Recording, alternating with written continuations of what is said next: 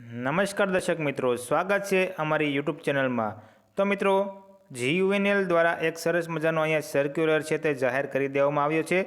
તો મિત્રો, આ સર્ક્યુલર છે તે તારીખ 20/1/2024ના રોજ જાહેર કરવામાં આવ્યો છે। તો મિત્રો, આજે આપણે તેના વિશે વાત કરીશું। તો મિત્રો, તે પહેલાં તમે હજુ સુધી અમારી ચેનલ સબસ્ક્રાઈબ નથી કરી તો અમારી ચેનલ જરૂરથી સબસ્ક્રાઈબ કરી લો, કારણ કે અમારી ચેનલમાં ઇલેક્ટ્રિકને લગતા વિડીયો બનાવવામાં આવે છે જે તમને ખૂબ જ ઉપયોગી થઈ શકે છે। ચાલો મિત્રો, આપણે આજે સર્ક્યુલર વિશે વાત કરીશું। તો મિત્રો, આપણે સૌપ્રથમ પહેલાં આને ટ્રાન્સલેટ ગુજરાતીમાં કરીશું, પછી મિત્રો આપણે જોઈએ। તો સૌપ્રથમ આપણે ટ્રાન્સલેટ કરીશું।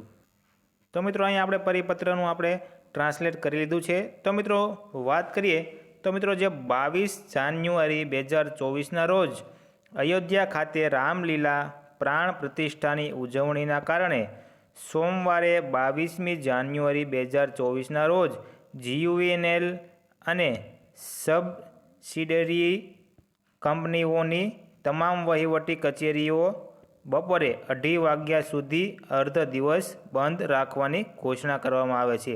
એટલે કે મિત્રો, અહીંયા 22મી જાન્યુઆરીએ રામ મંદિરની અયોધ્યા ખાતે પ્રાણ પ્રતિષ્ઠાની ઉજવણી કરવામાં આવે છે, એટલા માટે અહીંયા બપોરે 2:30 વાગ્યા સુધી તે છે અહીંયા ઓફિસો અથવા તો તેમાં પણ અર્ધ દિવસની 2:30 વાગ્યા સુધી અહીંયા રજાની ઘોષણા કરવામાં આવે છે।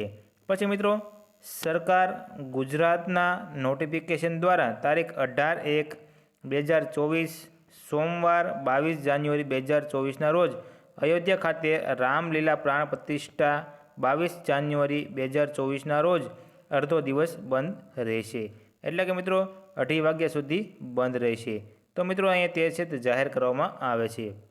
તો ઉપરોક્ત બાબતોને ધ્યાનમાં રાખીને અને સક્ષમ અધિકારીની મંજૂરીની અનુસંધાનમાં GUVNL અને સબસિડિયરી કંપનીઓની તમામ વહીવટી કચેરીઓ બપોરે 2:30 PM સુધી અડધા દિવસ માટે બંધ રહેશે।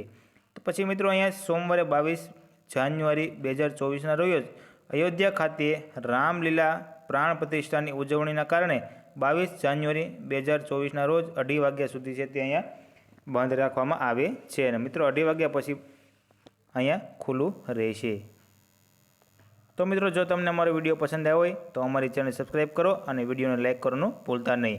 અહીંયા અમારી ચેનલમાં અવનવી અપડેટ તમને મળતી રહેશે, એટલા માટે ચેનલને જરૂરથી સબસ્ક્રાઈબ કરી લો।